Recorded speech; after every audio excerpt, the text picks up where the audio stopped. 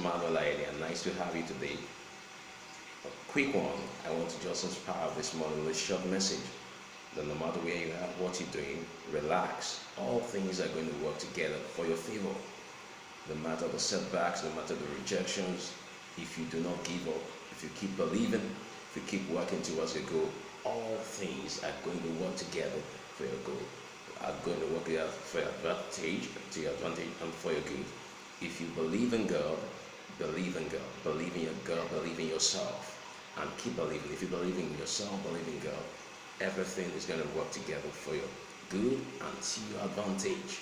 So remember to check my blog, check my social media handles, and catch up with inspirational stuff, inspirational write-ups, podcasts, and keep getting inspired. Watch out for me in my next video. Bye for now. Just click the follow button above there. Bye for now.